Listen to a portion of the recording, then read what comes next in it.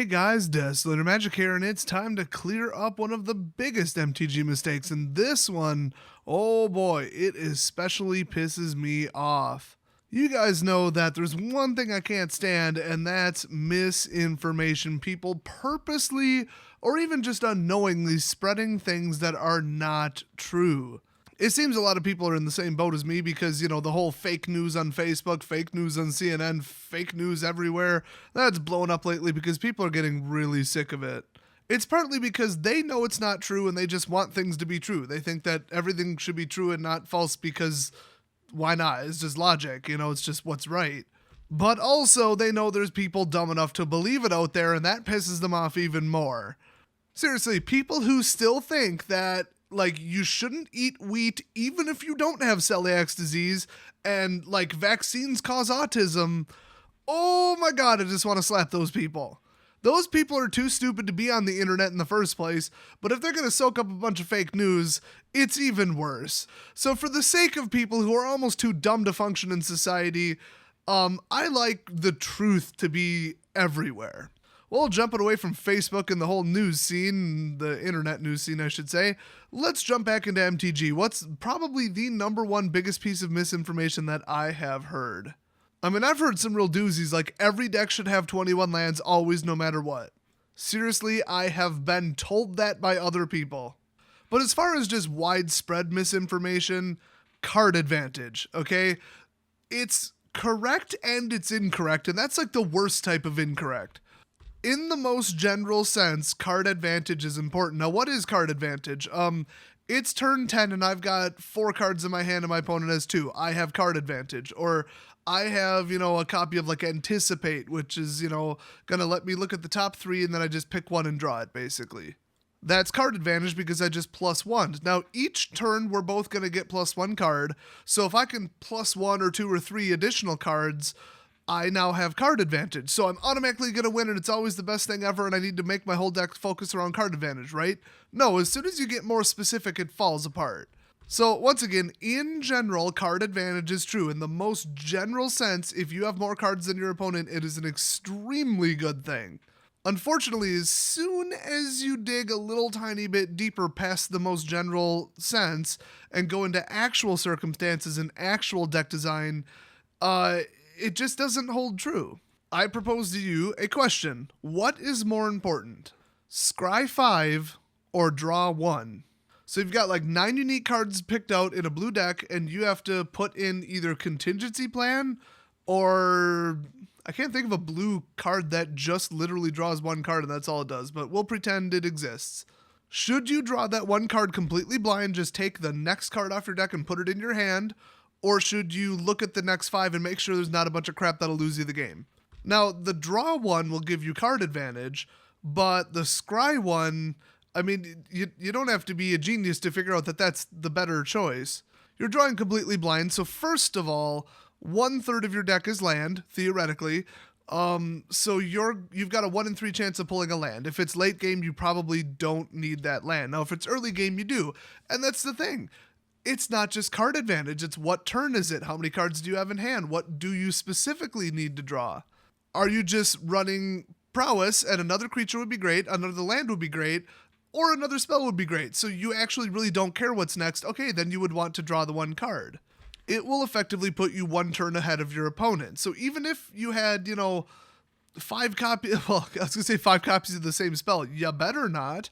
If you had 5 lands right on the top of your deck, that would probably be bad. But other than that, anything else, if it's a creature, you've got more attack power and more blocking on the field, more flexibility. And if it's a spell, you're going to trigger prowess and do even more damage, and probably the spell will do something cool. So you're good with either one, so as long as it's not a land, but then again, if you have 3 land on the field, but you happen to have 4 creatures, another creature, great, you can pay for it. Another land, good, you need more land. Or another spell, you're good. In that specific circumstance, yes, you need to get ahead on spells, damage, boost, creatures, land acceleration, everything. You do want 1 extra card. Also, you're not that picky about what you want to pull. But let's go to the opposite extreme. You're playing God, I would say Charbelcher, but most of you don't know what that is, and I don't think you're going to play contingency plan in that deck. But let's just say it's a combo deck. You're playing like Saheeli Stupid Felidar combo that I'm sure is about to be banned in about 5 minutes.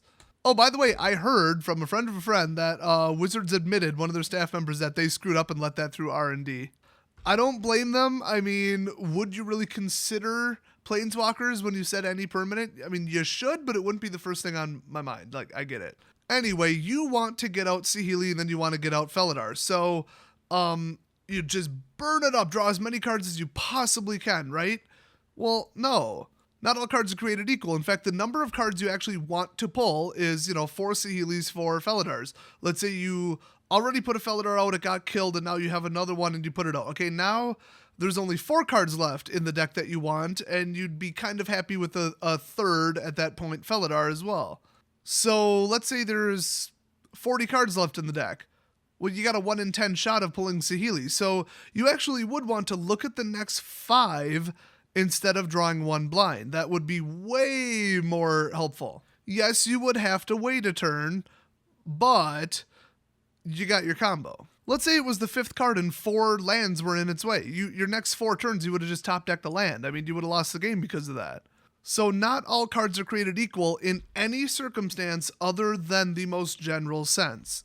So pros that are telling you, oh, it's so important, you need to have card advantage, build your deck to have card advantage is everything. At the highest level, yes, but as soon as you start getting specific, you have to think about what you actually need to do and what the actual probability of the situation is. I know this is just painfully difficult to wrap your head around because of all the math involved, but take my word for it. So another way to phrase it is, in a game of Magic with a deck, you do want to draw more cards than your opponent. The second you know anything more than that, it's not necessarily true.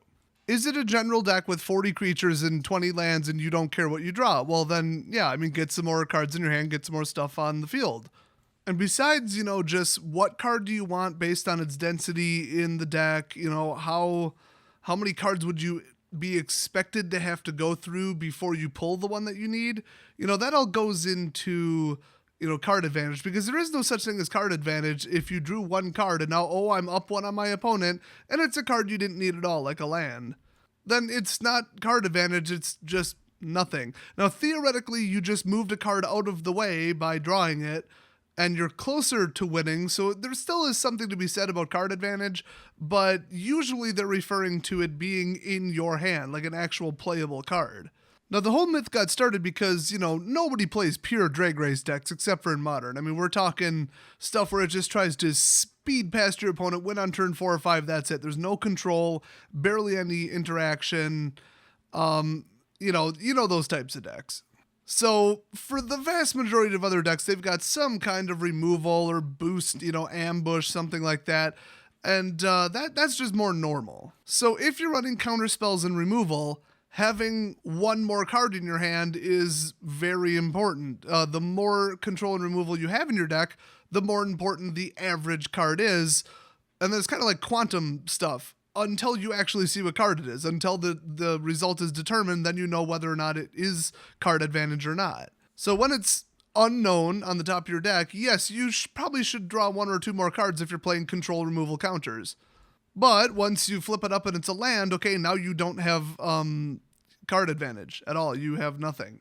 You have a land. Oh boy, you might be able to intimidate them and make them think it's a boost spell and then play it during your second main phase. So it's never nothing, and maybe you just moved yourself 1 closer to the card under it, which is a removal spell or a counter spell.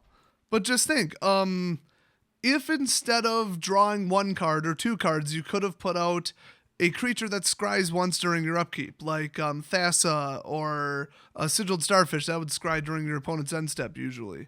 Which one should you do on turn 2 of the game? Should you draw more cards and put them in your hand, or should you get out something that will scry for the next 10 turns? Now, like I said, it kind of depends upon the type of deck that you're playing. It depends if they're about to Thoughtseize you, for example, and remove a card from your hand. And that would be card disadvantage, and almost universally card disadvantage is very bad. So the funny thing is it doesn't even work both ways. I mean, if they're eliminating cards from your hand 1 at a time, either randomly or by choice, that is extremely bad. But on the flip side, it's not always beneficial to draw a card and be up 1 card on your opponent. It's very situational. So I would definitely throw out the Starfish or Thassa or whatever and just scry, because I'm going to get more out of it. And people are going to say, oh, well, Des, basically scry is card advantage because, yeah, you're not literally putting a card in your hand, but you're getting bad cards out of the way. So people who think of it more centrally, it's just either getting a card out of your way by putting it in your hand or getting a card out of your way by putting it on the bottom of your library. They're both the same thing because they get a bad card out of the way. Yes, you are absolutely correct. Except that with Scry, you absolutely cannot draw the card until the next turn, and they might force you to shuffle. So you know what that sounds an awful lot like? Situations, different, parameters of the game. What's going on? The board state. What do you need to draw? What are you short on? Are you winning? Are you losing? Are you wanting control? Do you even need another creature? And then, oh, look, there's 30 creatures left in the deck. Then do you even need another card? Should your mana be spent on something else? Like if you have a card that's a counterspell, but you're thinking, oh man, I'm literally holding, 2 cards. One's a counterspell and one's like an anticipate.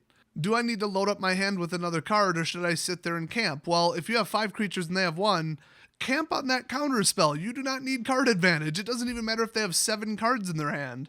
You need to counter the next thing that they play unless they have just like 10 lands on the field and can literally cast their entire hand.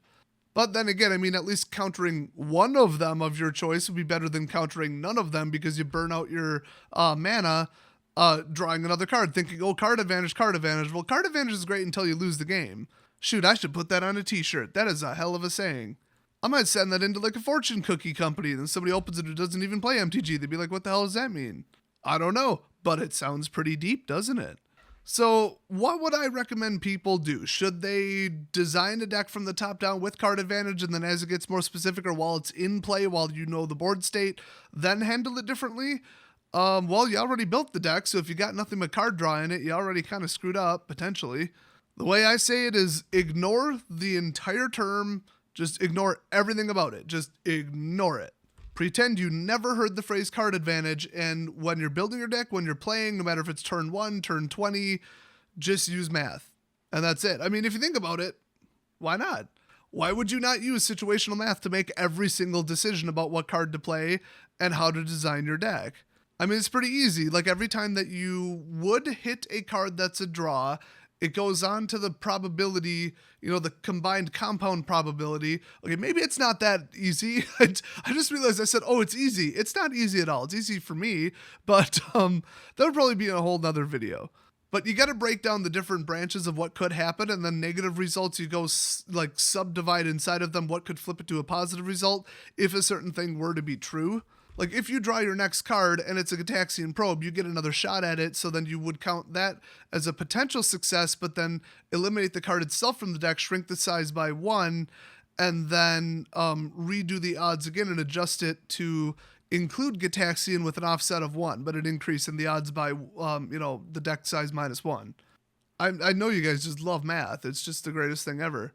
I have a whole nother video on this. Just go on my channel and search for hypergeometric distribution. It sounds scary. It's not. It's very simple. Also, a web page does it for you. You just plug in the numbers. So every time you would draw, it's one more sample size towards hypergeometric distribution of pulling the card that you need. One more shot at the successes in the deck. And like I said, deck size minus 1 on the second attempt if the first was a failure. That's literally how hypergeometric distribution works, obviously. So card advantage looks pretty good, but then when you start doing like the math, you might find out, oh, I don't actually, need to draw so many cards. I just need to put in like a tutor to literally go get the card I need. Yeah, it costs more mana. It's less likely to go off. But realistically, to get this combo off or to get a planeswalker when I need to go get it out of my deck. And so you take out your anticipates and just put in a diabolic tutor and just go literally grab the card. And that's where people are saying, no card advantage. I'll just draw it eventually. Heart of the cards, trust in the luck. And I'm like, trust in the luck? Do the damn math. There is no luck. Luck is just math. Just do the math. You're more likely to win if it was a tutor. The end. Math isn't opinion based, it's factual. And that's the type of mistakes that people make. They put everything into card advantage. Like, I just need to have card advantage over everybody. No, it's not as simple as that. So hopefully you guys get what I'm saying. I know this video was all over the place, but hopefully it kind of made sense about why card advantage is and isn't always a good thing. If you have a suggestion for a video that I haven't done in this series yet, or a topic I should say, leave it down below because I'm pretty well out of ideas. I mean, I think I've thought of everything I've ever seen somebody do wrong. I mean, that can't possibly be the case. I mean, come on, let's be real. But yeah, if you have an idea, shoot it out there and maybe I'll make it into a video. So I'll see you guys next video.